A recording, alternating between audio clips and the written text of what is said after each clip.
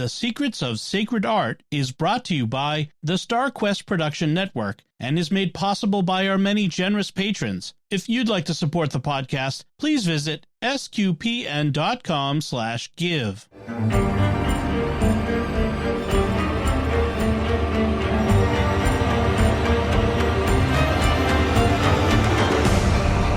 You're listening to The Secrets of Sacred Art, where we unearth the hidden treasures, history, and deeper meanings in religious and sacred art.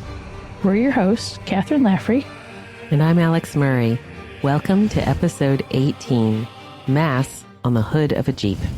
In this episode, we will explore the art and images of military field altars. Please follow The Secrets of Sacred Art in Apple Podcasts, Spotify, or your favorite podcast app. For a fuller experience, join us on the SQPN YouTube channel, where you can see all the images we are discussing on the show. You can find us on social media at facebook.com/StarQuestMedia, on X at SQPN, or on Instagram at StarQuest Media Network. So, Alix, I find it really fitting that we're recording this as we lead up to Memorial Day in the U.S. Yes. And I do remember you telling me when I was there that you guys love Jeeps over there. Good old Army Jeeps. Yes. Well, there's, of course, I think a lot of it is because World War II is such, is so woven into the psyche of the British people, of course, because they were fighting it.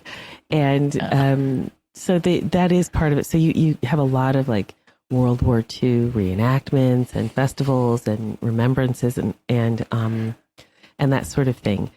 And so, of course, if ever there's a World War II festival like the one that we have in the village here, there are always American Jeeps here. Yes. So they do love Jeeps, and even the like the modern ones, but yeah, definitely the military ones. Well, maybe someone will watch our show and they'll do a reenactment of a mass on the hood of a Jeep. That'd be cool to see.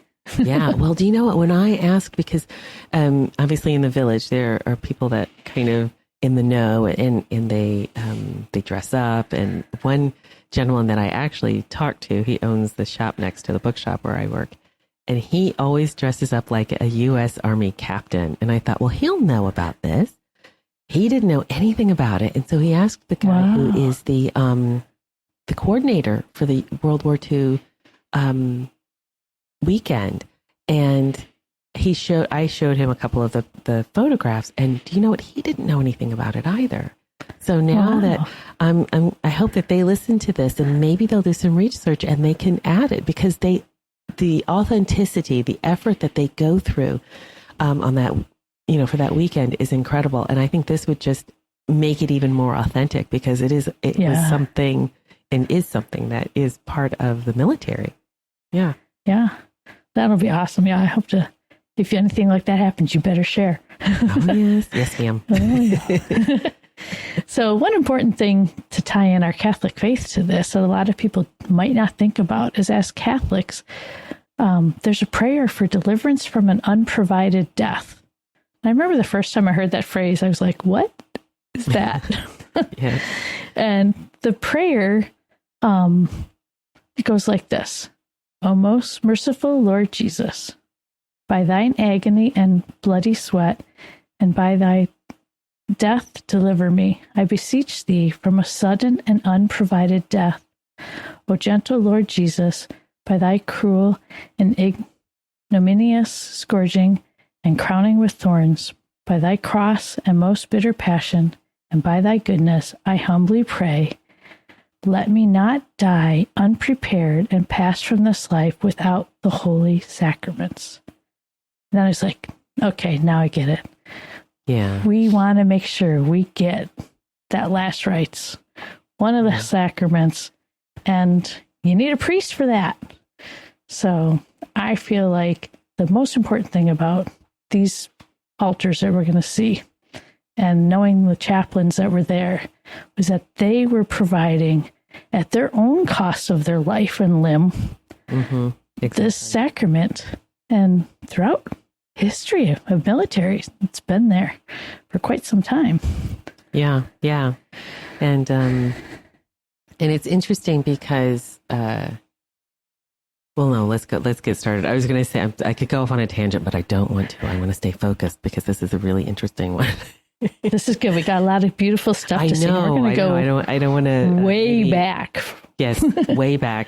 And one of the things, ironically, when you were doing this research and I was kind of doing the kind of the peripheral research, I just didn't think that these portable altars had been around for very long. And why did I think that? What a bizarre thought. And then, because I was looking up, my job was to kind of look up some of the really old ones.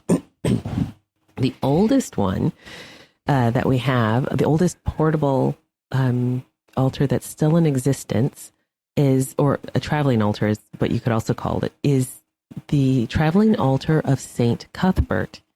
And this, Kathryn, is actually in the in Durham Cathedral. And sadly, when we visited, we were not able to get into the museum, nor could we see the grave, or not grave, like the tomb, I should say, of Saint Bede, because the BBC was there. Do you remember? Oh, that's right. The filming truck was there, and we were kept from being in certain parts. I know, it was really annoying. But this was here. I mean, but I've seen this.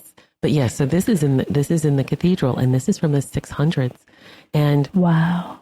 And as I said, I just never even thought about this, but of course it makes perfect sense.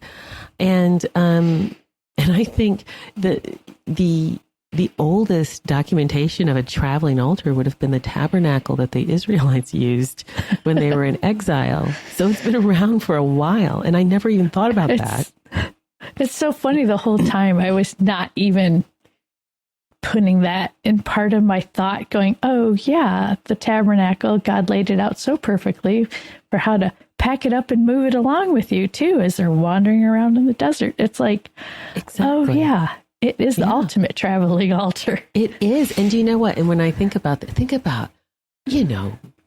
pilgrimages and the Crusades and just traveling, quite frankly, from one place to another, and you would have the missionaries, of course they would have these portable altars. So I have no idea where my head was in all of that. And so here are a couple of here's another example. And this is from like between the 9th and the 9th and 12th century, and it's made from ivory, shell gold, which is the gilding of the gold. I didn't know that's what it was called. Did you know that? No, and that's the first time I heard that term. Yes. So it's just like gold powder, and okay. And then and it's made out of wood, and then there's a stone inset here, and this is from the Met Museum, but it's not on display, sadly. And yeah, so I'm sure like there was probably a relic that went under that the stone at the top. And I did hear someone explain how that stone works. Okay. And that there's actually like a carving into that stone where the relic goes, and then has a little cap on it. Yes, and I think we might be able to see that in a couple of coming up slides. Okay, good. Yeah, because and it has to be secure. And here, it's interesting. I'm just looking at. I think the first long side of this panel. I wonder if that is maybe the Last Supper with Christ washing the feet of the disciples, or it's kind of hard to tell. But and it looks like one of those scenes where it's like multiple things happening, but they put it all in one scene. That's what it's a common thing done in sacred art, and it's kind of hard to decipher unless you look at it long enough and know what to see. Yeah. And well, this is what I was looking at. So the kind of at the far right hand of the box, that looks like, could that be the washing of the feet, or is this someone being healed by Christ?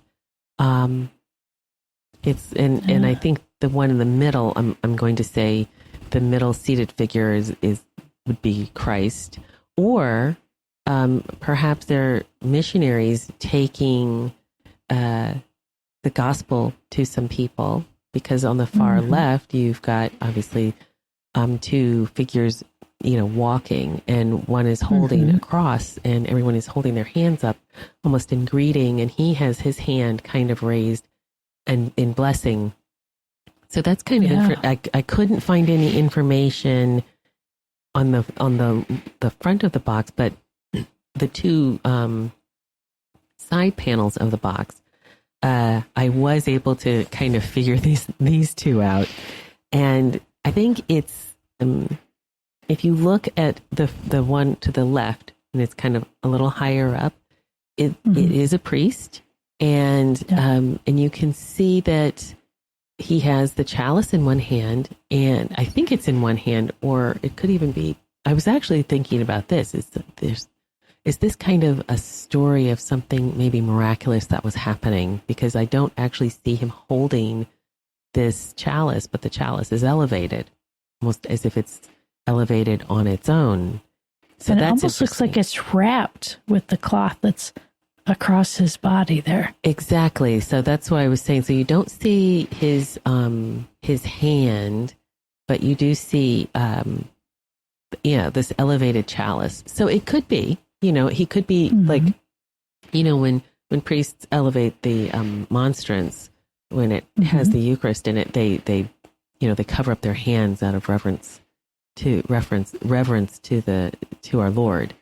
But also, if you look very kind of next to his torso, you have three consecrated hosts, and they look just like the consecrated hosts that you'd have today. And we did do an episode on that. You could go back and look at the art of communion bread and how it's consistent. But this 9th or 12th century traveling altar, when you're looking at it, if you know what communion bread looks like, you'd know exactly what's going on there. And the second image, this is on the opposite end of the two short sides of this traveling altar, and I just love this. It's beautiful. It is, and it is an image of the Good Shepherd, and we just had Good Shepherd Sunday, and this just speaks volumes of the priests who would take these traveling altars wherever they needed to go. They're good shepherds, and they're looking after the sheep. And I really, I find this quite a touching image. And also you can see the hand of God the Father coming out of heaven and kind of blessing the Son, the Good Shepherd. And it looks so, you can also see.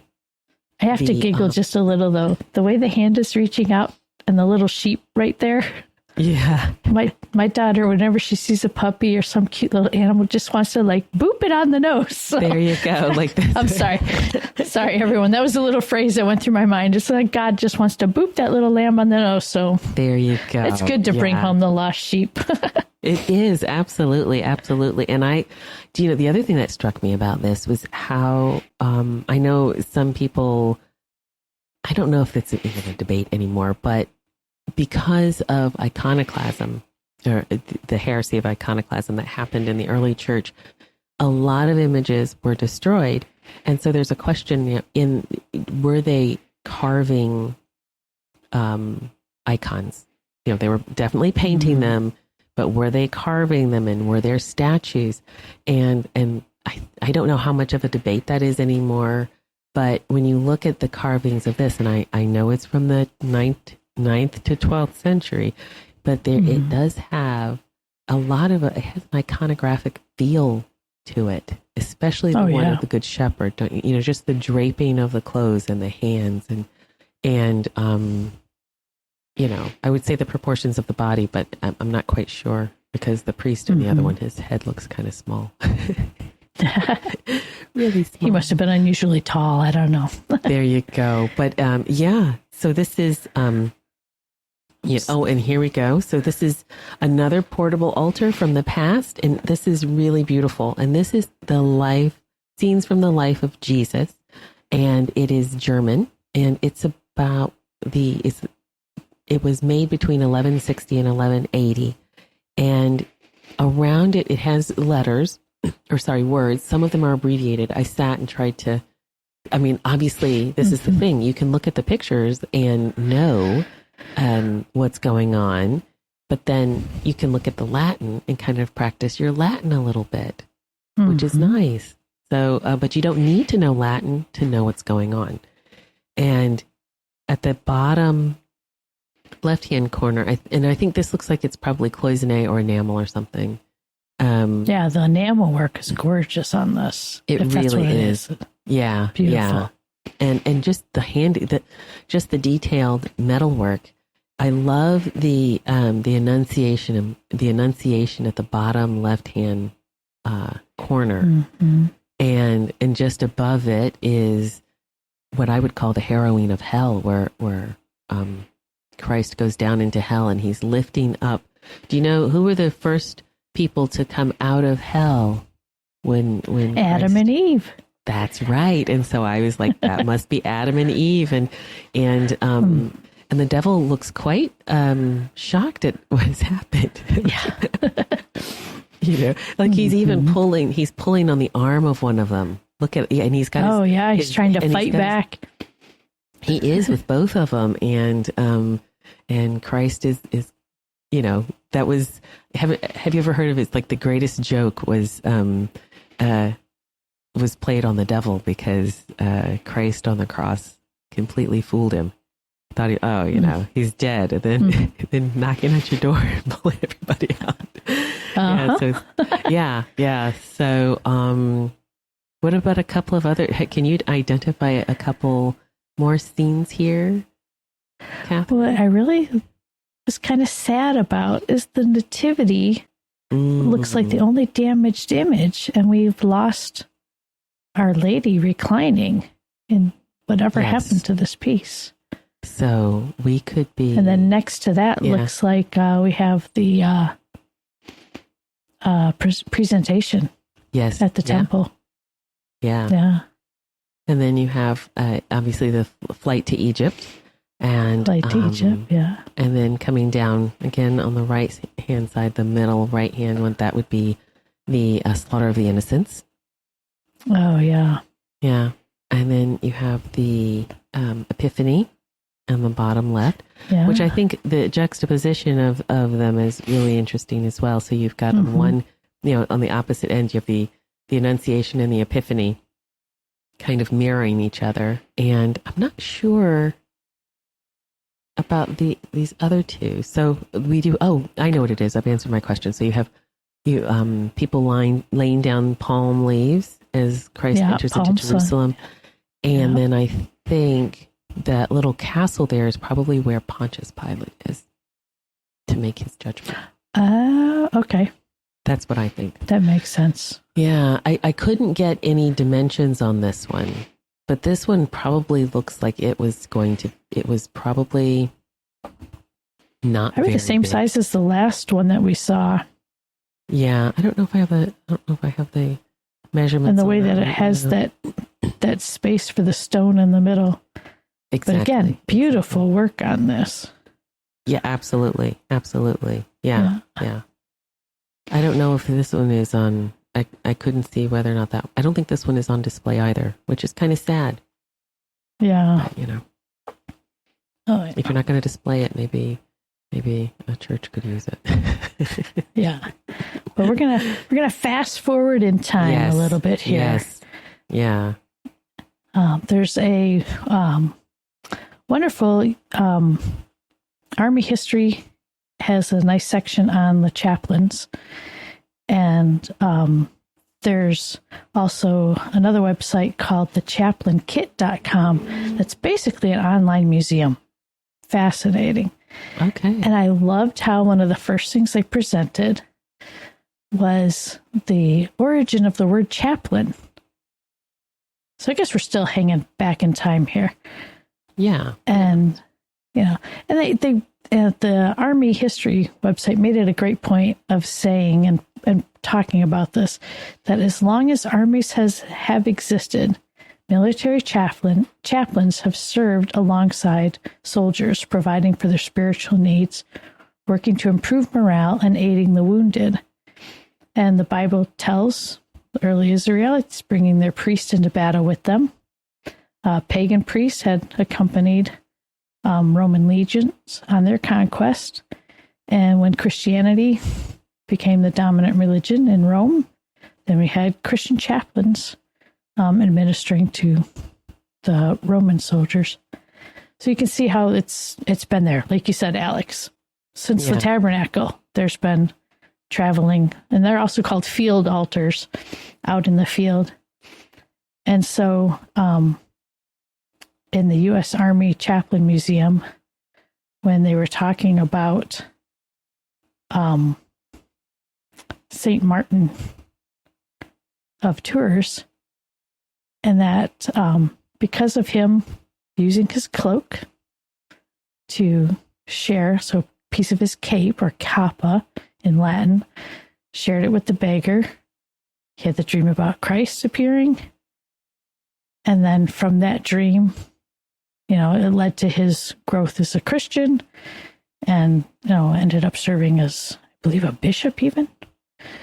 And so St. Martin's cape became an object of veneration. Catholics, we love our relics.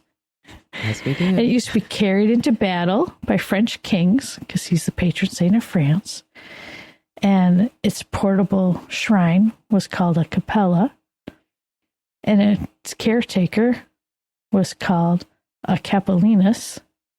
And this eventually derives down through French and into English to chaplains. So there you go. Thanks to his kindness, we have chaplains. Yeah. So sorry. So it's moving forward. We're going to jump way forward now. Yeah. So we're going to time and space. We're jumping forward here. So this photograph in the upper left corner, black and white photograph with the tent, making me feel like those, tents of the tabernacle and the Israelites, right? Yeah. We have a Sunday morning mass in the camp of the 69th New York State Militia. And it's the first known photograph of services in the U.S. Army. So this is the first photograph we have of this happening. This is during the Civil War. And this is Father Thomas Mooney, and he's the chaplain of the Infantry Regiment of the New York State Militia. And the Irish American soldiers were there for Catholic Mass at Fort Cochrane. Wow. So this is in 1861. Yeah, I mean. That's so amazing. You can see that today. That's what priests were today. Mm-hmm. Also found it fascinating, too, to look at the 1880s insignia. Now, also in the Civil War, they even had Jewish chaplains available. Oh, wow. So, what you have here is the shepherd's crook, like you were just talking about on the side of that one portable altar, the Good Shepherd. And the shepherd's crook was one of the first or early insignia used by the Army chaplains.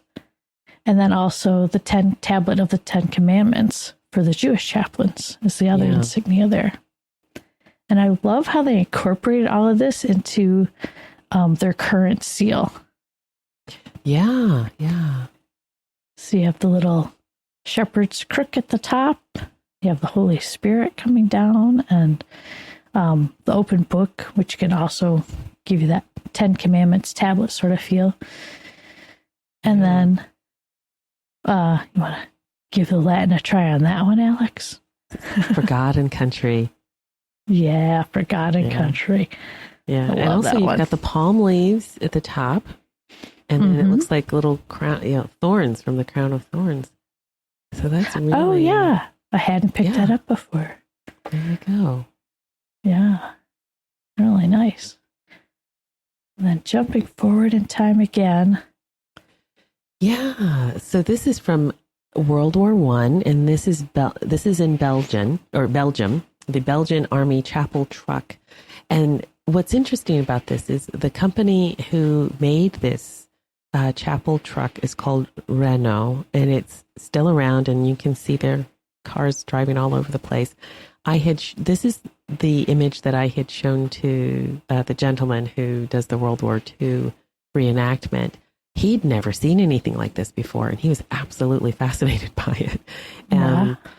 Couldn't find any information about it except this. If anybody has any information, we would love to hear it. Please do share it with us. I think what I'm going to do, so we live in the Midlands, and there is a good bit of car manufacturing in this area. And there are 2 car museums not far from here. And I think it's going to be worth, and I know my husband is I'm not going to exactly have to twist his arm to go, because they've got to have something like this.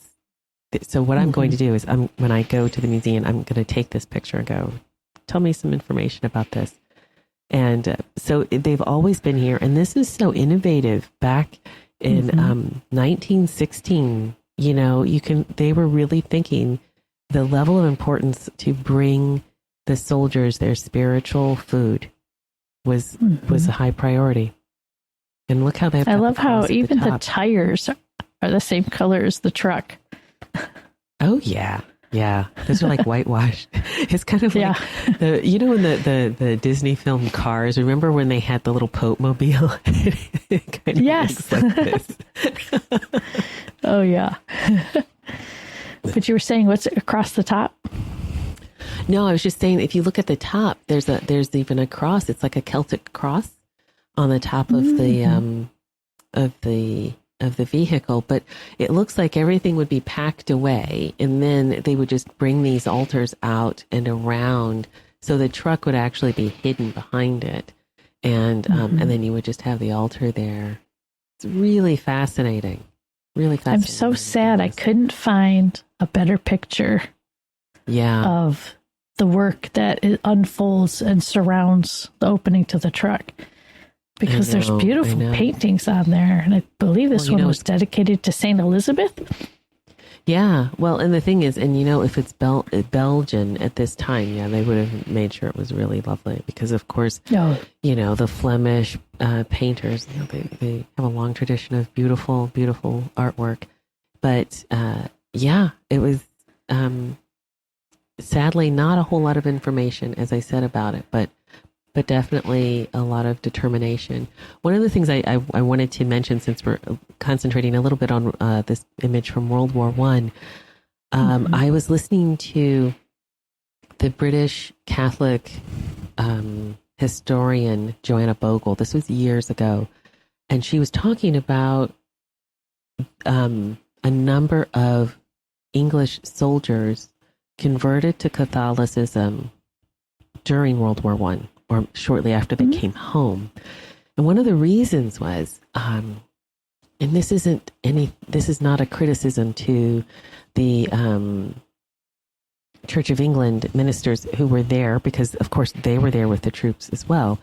And it's not a criticism to them, but World War One was an incredibly bloody war, because you had kind of new technology coming along with old fighting tactics. It was the same in the American Civil War.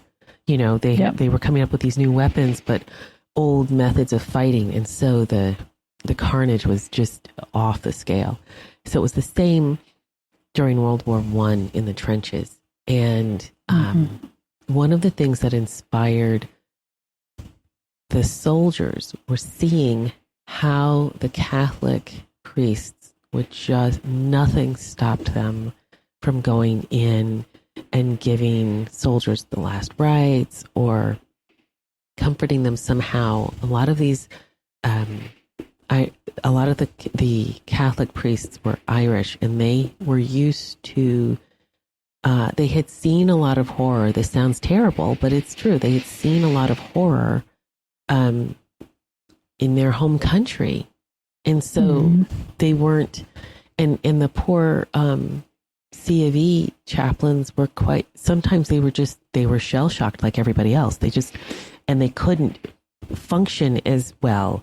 Whereas these Irish priests would just go in and, whatever the situation, however, the blood and the mud and the screaming and the pain, and nothing stopped them. And that made such an impact on the English soldiers that a lot of them converted. Did you know that? Wow. No, I did not know that. Actually, my great-grandfather was earned his U.S. citizenship by enlisting into World War I. Oh, wow. Earned the French Cross for gallantry or bravery, because he was in trench warfare and just was like, even though he was wounded, he refused to leave until he could help more people. And finally his officer said, "That's it, enough. Good job. Move on." So, wow. Yeah. Donald's, I think it was his great-grandfather. Weirdly, my grandfather was in World War I, but that's another story. Wow. But, no, my husband's great-grandfather, or maybe must have been great-grandfather, he was in a Scottish regiment, and they had gone into the trenches wearing their kilts. And they found out very shortly that lice and fleas liked kilts, so they switched to trousers. So what we have... A dirty business, yeah. So, yeah. Go ahead. A dirty business, and yet look at how beautiful some of these portable altars in World War I could be. Yeah. So, yeah. We have two different ones, but of the same style, almost probably the same make. The one to the upper left has a 3-panel beautiful painting and was carried like a briefcase, and it belonged to and was used by Father George R. Metcalf from St. Paul, Minnesota, who happened to serve as chaplain to General George S. Patton during World War II. But they believe that this portable altar actually came from World War I. It had been like continuing in use. Yeah, well, I mean, there's such an effort to put them together, and the function is always the same. It's not like a machine gun and let's upgrade this. I mean, the altar is the altar is the altar. Yeah, yeah. So it's interesting. The father's case seems to have been missing its top, because as you can see in the other version, which I believe, did you find this one, Alix? This is from it looks very similar to one that I found, but not quite. I mean, I think there's a there's a template here of what they're using, but because I have here, this is from Padre, is it Balmer of the Balmer? Yeah. What was that? The 8th? What's the BN? British. I don't know. Would it be British Navy? I don't know. In the Norfolk Regiment. Yeah. Maybe. So. Of course. Oh my gosh, my husband would be like, "You don't know." I know. Get checked on that one. I know. Oh gosh, my nephew's in the military as well. Oh, sorry. What I love though are the tiny little, tools of the trade. The candlesticks are beautifully done. The cruettes for the water and wine, beautifully done. There's all kinds of little details. And then I love storage boxes. Okay. So I think that's why I'm fascinated by these things. The way everything has a place for it, but, still very beautiful. Yeah. Not only a place, but a place, where it's going to survive, really getting banged up. Mm-hmm. Maybe you have to throw everything in there and run. I don't know. Yeah. And I find the painted panel is quite interesting. You have Mary and the Christ child in the middle. And then on one side of her to the right in the brown is a soldier who seems like he's dressed from World War I. Yes. And then the other side, it's hard to make out. I don't know if he's just supposed to be I think maybe Just like I was thinking regular someone from person? no, I was thinking somebody from the Navy. Yeah, that could be. Yeah. Then you Yeah, have 'cause the I think knight in shining armor. Well, I'm going to say that's probably a saint. So we've got, it looks like, I want to say, oh gosh, well, Saint Michael, of course. And on one end, and I'm not quite sure. Mm-hmm. It's hard to tell because it's so far away. It could be, do Yep. you know what? Maybe it's Saint Martin of Tours. Oh, it could be. I don't know. That's what I'm just going to guess. Okay, so I think that the image on the far right hand side of this World War I altar, I think that might be Saint Michael, of course, and then on the opposite end, on the left hand side, I'm just going to say, I don't know why I want to say it's Saint Martin of Tours, but that's who I think it might be. Just given the context, and it's really hard to tell. Possibly St. George? It could be St. George. Yeah. Although he's another military one, right? That's right. Yeah. He absolutely is.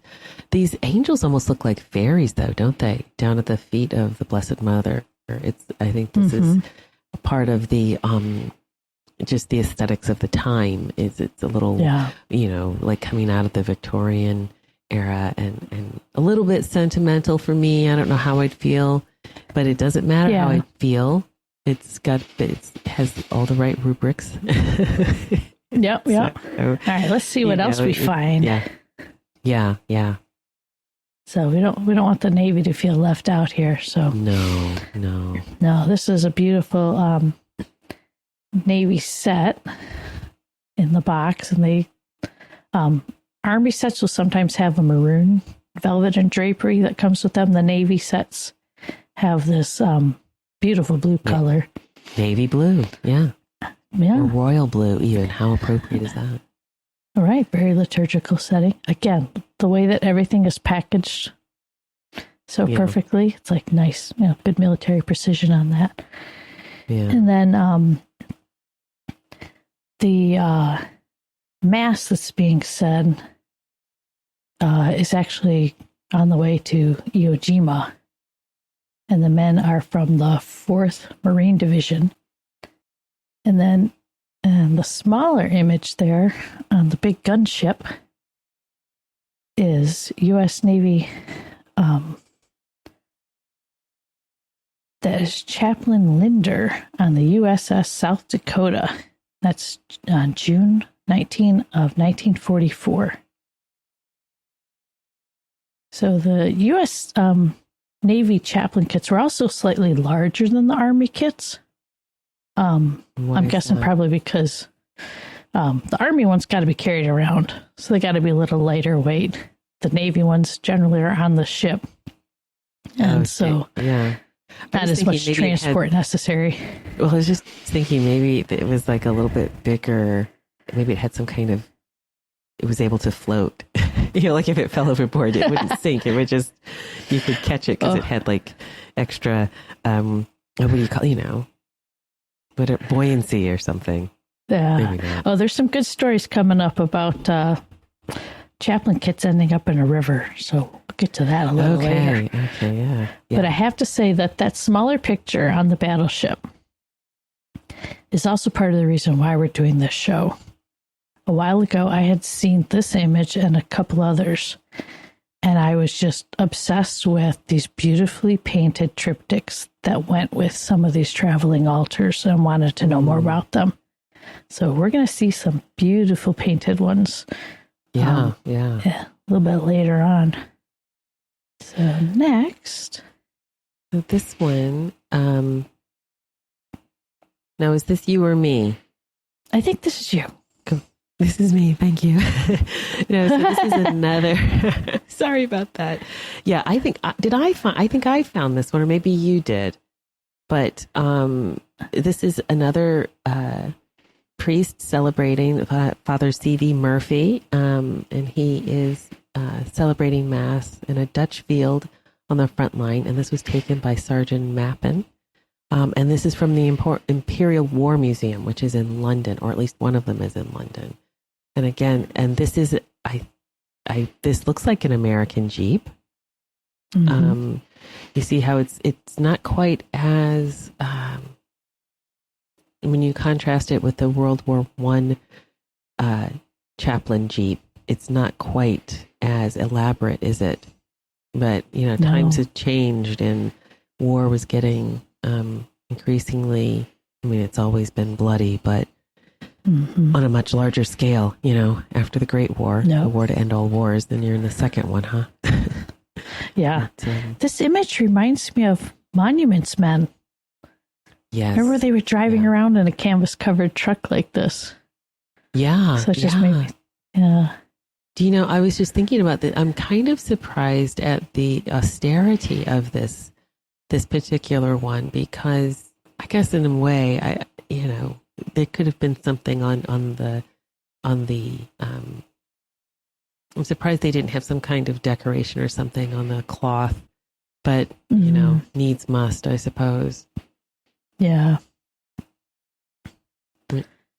Yeah. This beautiful one.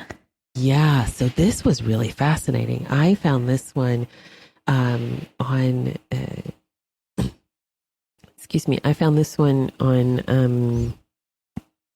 an Australian diocese website, because this particular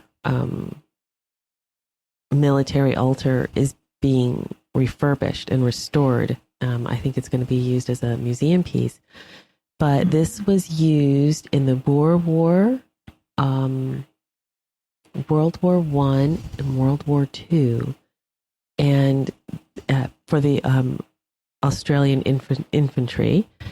And the priest was called Father Edward O'Sullivan Goidanich, MC, chaplain for 4th class captain, 6th Infantry Brigade at the 2nd Australian Division. And he celebrated Mass with this altar at Gallipoli, if you can believe it. And he survived, which is... Oh, wow. I know. I was really kind of taken aback by that. And again, it's very, very austere. It looks a bit clunky. Like this looks like it would be heavy to carry around. And apparently he had just finished celebrating Mass, and some artillery came and nearly hit him. It just missed him, like miraculously. Oh, wow. Yeah. And so this is seen again, it has been in several different conflicts, because the altar is the altar is the altar. You don't need to upgrade it. Maybe now, maybe the packaging could be something that's a little more shockproof, a little bit lighter than wood, something that could protect everything and not be so heavy to carry around. But the essentials inside don't change. So they could use them in various ones. But this was really, we have the links in the show notes. And just to read about his life was really fascinating, really fascinating. I love the use of the almost chandelier-like candle stands. Yeah, like little sconces. Yeah. Yes, they swing out.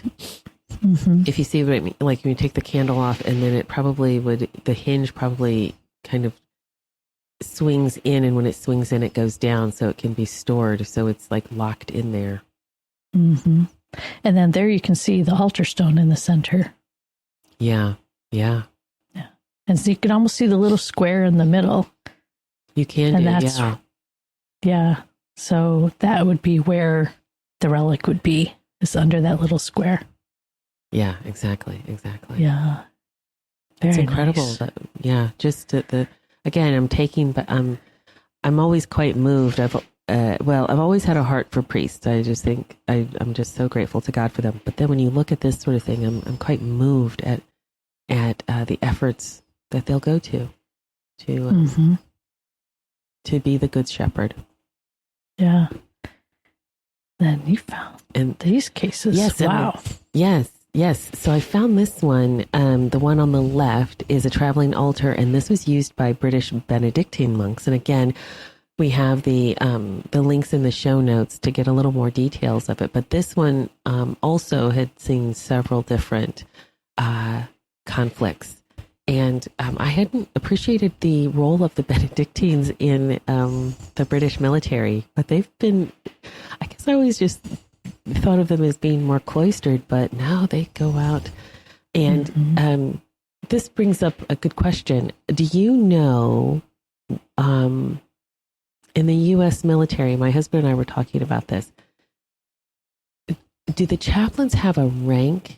Are they considered a part of the military, or is it like a totally separate thing? And also, can they carry weapons? Do you know? So again, I highly recommend going to the Chaplain Kit website, which will be in our show notes. They go into great detail about how and when the chaplains started to become more part of the military. They actually have a chaplain school that they have to attend before they can serve. And they do have rank. And they also, they actually had a whole thing set up that, the chaplain should be paid too, not just volunteering himself. So, so there's a great history of how the chaplaincy was worked into the military. And so again, fascinating read. We have spent hours. I know Alix and I have just, going down one rabbit hole after another. We can't hit it all in our showtime, but please, people, go look for these things. They're fabulous. Exactly. Yeah. Yeah. So, and I do know that or at least it's at one point, the ranks or the position of the chaplain in the U.S. military was different from what it is in the British military. And they do come in, I believe, as an officer. Chaplains do. And I believe it's the rank of captain, which would have been consistent with the Australian one, who was a part of the Commonwealth and still part of the Commonwealth. And so the traveling altar on the right here is from World War II, and this is from the Commonwealth. I don't know, that could be anywhere. That could be Canadian, it could be Canada, Australia, South Africa, you name it. But this was part of the British military and one of their Commonwealth countries. I chose this image because I thought the rose depicted on it in that blue field was beautiful. Yes. I just think, I also found I think it's a pyx. The little cylinder. Very beautiful and simply done. Has a nice cross carved into the top of it. Yeah. Kind of reminiscent of the host itself. Mm-hmm. Yeah. And you can see a slight change in the style of the cruettes from the previous one from World War I, where they had a little foot to them. These are a little more, simplified, wider based. Yeah, probably for all kinds of stuff. Stability and everything. And then one thing I had wondered was, what do the Orthodox get? Because their kit would have to be a little bit different. So here is a picture of, I think it is possibly the first authorized Orthodox kit. So, the one that's in the red frame there. Yeah. And then you can see actually the other picture is from about the mid-70s or so when it was first used. And then they have a nice little mini iconostasis, all their little icons set up on the altar there. So a few extra things with the... Probably makes it a little heavier. A little heavier. Yes. So you have the thurible for the incense and a few extra things. But beautifully done. What was really neat to find out is that a lot of these kits have been like an original one would be issued to an Orthodox chaplain. And when that chaplain would retire, he would hand it on to the new chaplain. So Okay. there's a possibility that the one in this photo, or maybe one like it, had been handed down through 3 chaplains. Nice. So it just kind of kept being used. So like we saw some of those World War One that were probably used for World War II. So when it's beautifully and done well, it can be used on and on again. Yeah, exactly. Because you're going to need the same. You're going to need the same thing no matter when you celebrate the Divine Liturgy or the Mass. Yep.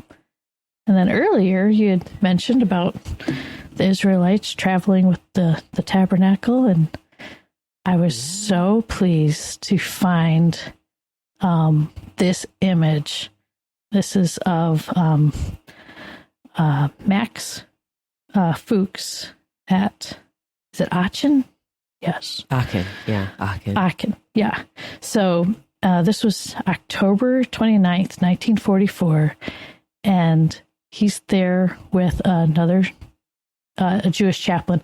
He himself wasn't a chaplain, but he was kind of like an acting chaplain for his little group.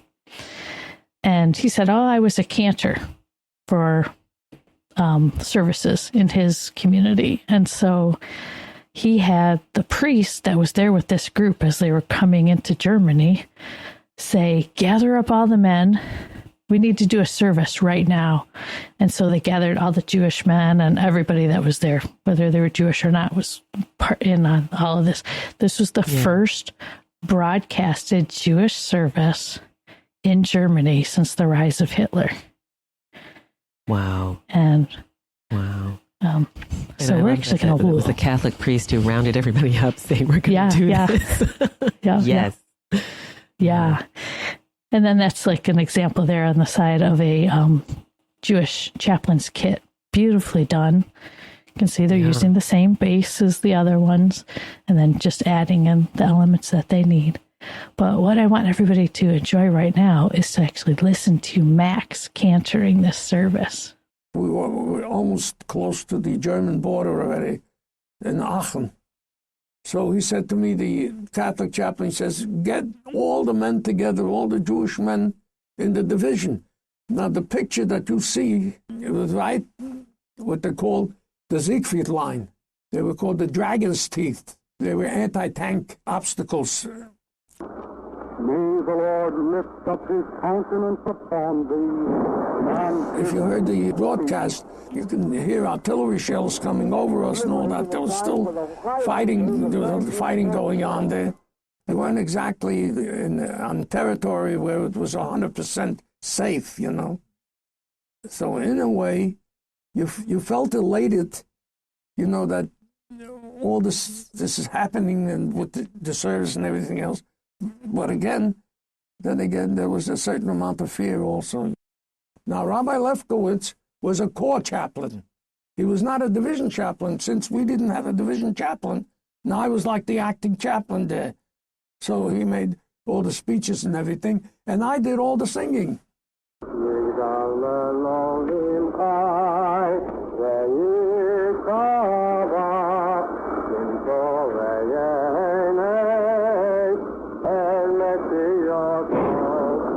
I would say, I mean, the emotion was tremendous. It was unbelievable. I mean, all the soldiers there, they themselves couldn't believe it, you know, because of everything that they heard, all the atrocities that we all knew what was happening, you know.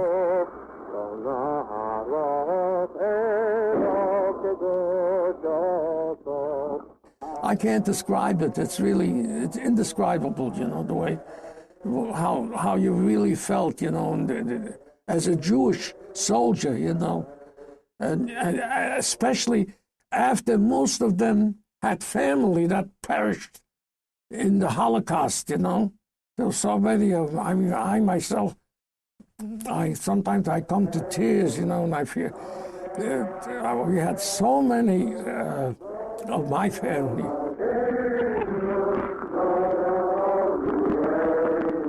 So the atmosphere there was unbelievable, you know, to have a first service, you know, and on German soil, you know. It's difficult really to describe it, what you felt in your heart, you know. They felt the Jewishness in their heart. That's really, I think, what everyone felt, you know.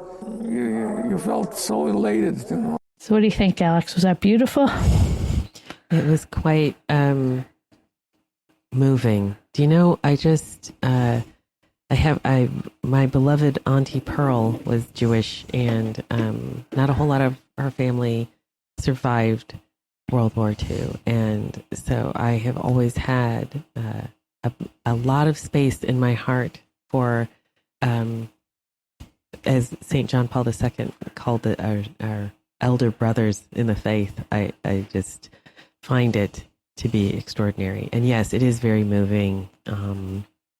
We'd love to hear people's feedback on that. And what an extraordinary moment that must have been for them, you know, on so many different levels. I cannot imagine in the midst of all of that horror of war, to hear those, to hear that cantering. And again, to hear the Mass in, you know, just to have that peace of God in the midst of war must have been beyond a comfort. It's not just a comfort. It's kind of like, you know, when, and trust me, this is not trivializing any of it because of how much I love Tolkien's writings, and hopefully if anybody listens to The Secrets of Middle Earth, you can tell I kind of spend a lot of time in Middle Earth. But it's kind of like when Frodo and Sam, everything was taken away from them, and all they had to keep them going was Limbus.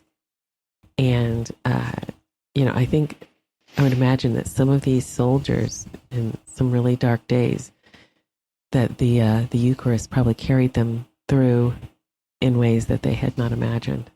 No doubt. And it's the same thing with these Jewish soldiers. I just can't imagine how powerful that must have been. What a victory. Thanks be to God. Amen.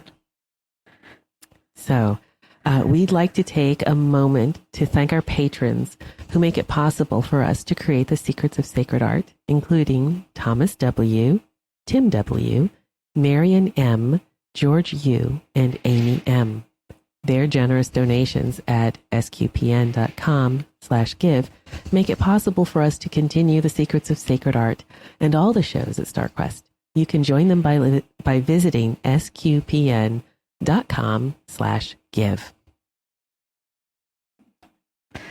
All right. We have a few more beautiful pieces to look at here. Yes.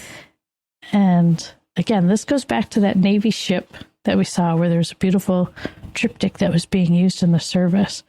And there's a woman by the name of Violet Oakley who is commissioned to do several of these traveling altar pieces. She's an American artist. She was the first American woman to receive a public mural commission. The style of her illustrations and stained glass reflect her love of English pre-Raphaelites, Alix. But, you know, we're going to have to do a whole show on them one day because there's lots of interesting secrets about them. Yes. Yes. And Violet was raised in the Episcopal Church and was also later on a student of Christian Science. So she has an interesting background. So it kind of reflects a little bit in the style of her work. This is a closed triptych.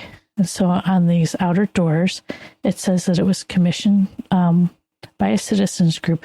And a lot of the altars that were used, the traveling field altars, there were ways for citizens to provide for them. So linens to be donated or just to send in money to help pay for all the boxes and everything themselves. So all the little details that have to go into it. And you think about, you know, if you're someone on the home front and knowing that your soldiers out there and needing to have spiritual care, you're going to want to contribute in some way. So it's neat to see that these citizen committees would be part of this. So this altar was used. Question. Yeah. Sorry. Was this wood or is this like a cardboard or poster board or something? What was this? What metal. was she painting? Metal. Well, wow. She was painting on metal. Interesting. So this is oil on metal. So, they're definitely durable and made to last. I found it interesting. I zoomed in purposely on the one section on the right-hand panel there. And I was so confused going, what is up with this dolphin and the letters around it? And what it's supposed to be is the fish symbol. Yeah. Yeah. All the way back to ancient Christian times where they would know each other by drawing a little arc in the sand, and then the other person would complete the arc to make the fish. The letters in the Greek word for fish are a little abbreviation for, how's it go, Alex? You remember? Oh, no, I don't. Like something about Jesus Christ, our Savior.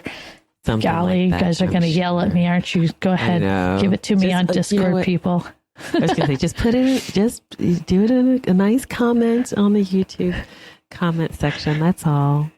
Nice comment. The other side with the Alpha Omega over the boat reminded me of some of the illuminations we saw of, was it Cuthbert and some others? They're traveling on the waters. Exactly. Yeah. Yeah, definitely. The inside of this, though. Wow. And this is again on metal. This is all metal. On metal. So oil on metal. So here you have Christ walking on the water, pulling up Peter. Look at the way the ship is being tossed in the background behind and the seagulls. This is a beautiful version. It is. Of a lesson to Christ us all. and Peter. Yeah. Yeah. Yeah. And I loved how she did nice little lettering and things around the edges, and she put little inset pictures also. And also, see, she's kind of spread out the scene on the two far panels. So on the left hand one, you kind of have almost like just the highlighted. It's beautifully done, where it's the dark background and just the ship itself is like highlighted ever so subtly with like a gold yellow paint. And then on the other side, the right hand side, you have Christ walking on the water. But again, it's almost like this ethereal kind of. I don't want to say it's like a photo negative, because that's not what it looks like. It looks like something ethereal, something otherworldly. Yeah, really beautiful. And I love the expression on Peter's face. It's almost like, that surprise moment of, help me. Exactly. It's almost like it's almost like the waves are solid, like his arm is like resting, like it's almost like on a bed or something. But, like he's climbing up. The other thing I think is interesting is Christ is not bearded. He's clean shaven. I wonder, is that like a reference to the military? Everybody's got to be clean shaven. Yeah, I know. I wondered that too. I wondered if it wasn't part of, I believe at this time period, among different denominations, there was the question of whether or not Christ had a beard. And some of it was because of a resurgence of interest in the Holy Land and different places, and also seeing what they would call the beardless Christ in the catacombs. Yes. Yeah, of course. But maybe like disconnecting that from, different Roman traditions and just assuming, well, he had no beard. I remember reading a book written about the same time that actually had that debate in it. Interesting. Yeah. No, I mean, obviously there are, and we'll be talking about some beardless images of Christ, but it's a modern one I've not seen before. Yeah. So here we have another one of her triptychs. This is the Angel of Victory triptych. Yeah. And again, this one is actually on wood panels instead of on metal panels. And so this panel, you have this victory angel in the middle. I love how they have all the soldiers down around the angel's feet. Those are pilots. Pilots, yes. Pilots. Yes. Or Navy pilots, but those are pilots. Yeah. Yes. My father-in-law flew bomber plane. I know pilot. Hey, they could be marine pilots too. Could be, but whatever they're flying, whoever it is, they're flying planes. And look in the background, Kathryn. Look at all the planes. Oh, now I see him. I thought that was just part of the clouds. See, that's what's so fascinating about these. You really look at them and you see more stuff every time. You see more and more and more. Yeah. And look at how the Saint Michael to the left here has those fiery red wings like we saw in the one for Patton. Yeah. And then this is definitely St. George on the right side. Absolutely. And those are the two saddest dragons in the whole wide world. Well, they're dead. I guess. I don't know. They kind of look cute, and I always think, okay, you're gonna have the defeated dragon. He can't look cute. No sympathy. Yeah. All right. Another one of her triptychs. Wow. Yes. A lot of little detail to see in this. Yeah. So you have the Madonna of the Seas. This one definitely traveled because in its citation notice, it says that it was at one time at the St. Albans U.S. Naval Hospital in New York. It was also on the USS Leedstown, the USS Baltimore, and the USS Currituck. Wow. So it did some traveling. This is a well-traveled altarpiece. Yeah. And look at the submarine scopes. Is that what that is? Coming out of the water? And also ships. Yeah. Those aren't just submarine scopes. There's some ships that were very narrow based with tall antenna. Okay. Maybe that's what it is instead. Yeah. Yeah. But they just keep fading into the background. Yeah. I love the ray of sunlight at Mary's foot that's pointing down to the water where it looks like a cross. It does. Beautiful. Yeah. And it's interesting how you have on the left, you have angels that look like they're almost sorrowful. And then the ones on the right are singing. It's just fascinating. Beautiful colors as well. Oh, yeah. And just the way it's all laid out. And I love the phrases that are on this. From rock and tempest, fire and foe, protect them wheresoever they go. And thus evermore shall rise to the glad hymns of praise from land and sea. Wow. Beautifully done. It really is, yeah. Lots of ideas here, Kathryn. I know, right? I love the waves. Yeah, they're stylized beautifully. So that then moves us forward. So to the Korean War. Now, actually, we have here Servant of God, Emil Kapan. He served 2 wars. So he was an auxiliary chaplain at the Army Air Base in Harrington, Kansas in 43 and 44. And he was entered the Army Chaplain Corps in 44 and then sent to Burma and India for the end of World War II. And he was promoted to the rank of captain in 46. And then he was the chaplain to the Anti-Aircraft Artillery Corps in Texas in 48. And he was sent to Yokohama, Japan in 1950 to help with the post-World War II peacekeeping forces. And from there, his regiment was part of the first American troops sent to assist South Korea. Yeah, they say he had a reputation for being fearless as a soldier who risked his life to minister to men fighting on the front lines, along with praying with the men in foxholes and saying mass on the battlefields, oftentimes using the hood of his Jeep. This is why we titled this show, Mass on the Hood of a Jeep. Yeah. He's like the poster child for that. Yes. And he also risks his life to administer sacraments to the dying and retrieve wounded soldiers and burying the dead of both ally and enemy alike. Yeah, so fascinating, how he was just there for his men. There is a website for his cause of canonization, and there's beautiful information there, real in-depth on his life and his story, and it's at fathercapon.org. Highly recommend it to people. Yeah, take a look at it. Absolutely. Yeah. And then I think even just searching him, I came across a short film that was made about him. If you search on YouTube, I think I'll put the link in the show notes. Yeah. Where they did a beautiful story about his life, and especially the end of his life. He was a prisoner of war for quite some time, and how he ministered to the men. Where was he a prisoner of war? In Korea, North Korea. Okay. I forget exactly where, but yeah, he suffered quite a bit while there, but all the time was encouraging his men.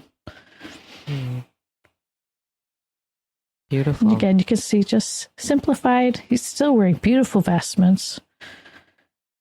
And, the way he set up his Jeep, it's, beautiful. Yeah, I mean, it is pretty basic, but it looks like he's in rough territory, Yeah. Look at his boots. Yeah. And then jumping ahead to another war in Vietnam. So this is displayed at the Chaplain Museum. This is Father Charles J. Waters. And they wrote that he moved among and in front of the troops, aiding the wounded, administering last rites to the dying. While he was giving last rites, a bomb fell, killing 42 U.S. soldiers. One of them was Father Waters. And he was given the Medal of Honor posthumously in 1969. Wow. So, and this is the first time we saw camouflage, right? I know. I was thinking that chasuble is camouflage. And again, very basic now. It's interesting how the early traveling altars were in many ways quite basic. And then you see them kind of becoming more and more elaborate. And then it's interesting to see this in Vietnam. You could see him just bringing out one of that, that ivory. Of course, that was quite valuable, but, the ivory, gold, and wooden traveling altar that we saw early on, or even St. Cuthbert, they were not big. And this looks like he just had enough. So it's interesting to see that how the sizes change, maybe depending on where they are. But this camouflage chasuble is quite interesting. But again, needs must. Yes. Yep. I'm surprised there's not a cause for his canonization. But anyway. Oh, yeah. Yeah. Interesting. Who knows? Yeah. Yeah. So here are a couple of interesting ones. So this is kind of some examples that you may have not been aware of, the fact that you were looking at some traveling altars if you're maybe watching a show. But this first one is a historically accurate portable altar from the Netflix series The King. And I don't know this series because I don't have Netflix, but I believe, judging from the haircut, that would be Henry VIII at Agincourt. And but apparently this was, again, a military altar, very basic. So they really haven't changed. I just got finished saying, oh, look at how they were really elaborate and how they've been reduced. But, the basic elements of them are there. And and then this other one, Kathryn. Well, we're going to jump up to good old Father Mulcahy from MASH. Yeah. Honestly, my favorite character in MASH was Father Mulcahy. I agree. Yeah. He was fabulous. The actor did such a good job. And I had never noticed his traveling field altar until we were doing research for the show. And I was like, oh my goodness, there it is, set up behind him as he's trying to take care of Hot Lips Houlihan there and all of her woes. And Frank. Oh, poor Father Mulcahy. The things he had to listen to. No. I know. In the midst of all that, I didn't like the cool people. I liked Father Mulcahy and Radar. No. I didn't like Radar. What? No, it was the guy. I like the one who was the Boston Brahmin, who was the surgeon. Anyway, we digress. But yeah, okay. You know what I'm talking about, right? Charles or something. Yes. Charles. Yeah. So anyway. That's funny. And then in the center here, this is an actual chaplain kit, but this isn't the original one for this story, but there was a chaplain, Francis Sampson, who had a problem of dropping his kit. And he had dropped his kit in a river after a combat jump into Normandy, and was scrounging around to dig it up out of the river. And it was actually featured. They used that story in the movie The Longest Day. And so, and it's kind of funny because after all of this, this real life chaplain, after losing his kit again and again, not only, and also in Korea, he actually made general eventually. He loses his kit so often, but he becomes general. But he ended up helping to improve the chaplain kit, and especially to make a jumper-friendly chaplain kit that would not get lost in the river. There you go. Very cool. My goodness. Yeah. And then there's a clip that I'll add to the show notes from a movie called Battleground in 1949. And it's a really neat clip because it shows a Lutheran chaplain, talking to his men, getting ready to have a prayer service in the midst of battle, and just beautiful talking points in the way that these chaplains, whether they were Lutheran, Catholic, Orthodox, are meant to take care of everyone that they're put in charge of. And so he kind of talks about that point, how you have to be there for everyone. Exactly. Yeah. Be the good shepherd. And then also part of the reason why I wanted to do this episode was not that long ago on a couple different Catholic art websites, came across the work of St. Joseph's Apprentice portable altars.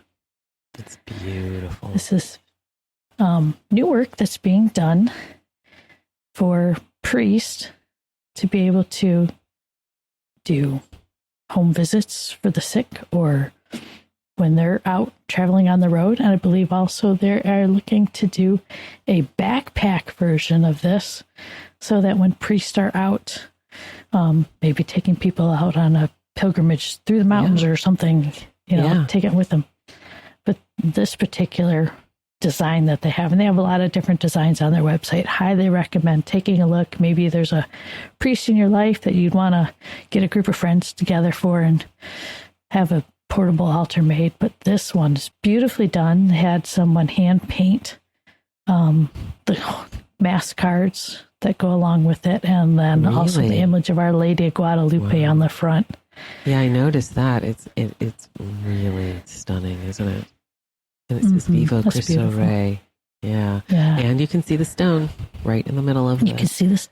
Yes, he actually makes it a point to either recover stones that have been removed from churches, old churches. Oh, yeah. Oh, good. And use those. And he also has unblessed stones that the priest would then have to have blessed by his bishop to use. Yeah.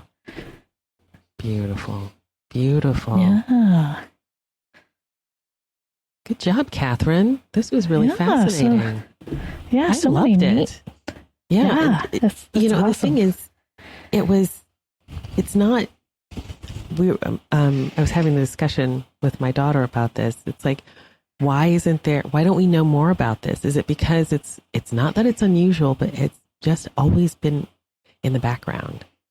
You know what I mean? It's like you just don't even think about it. But as I said, going all the way back to the tabernacle, traveling around, it's always been with us, and it's still with us.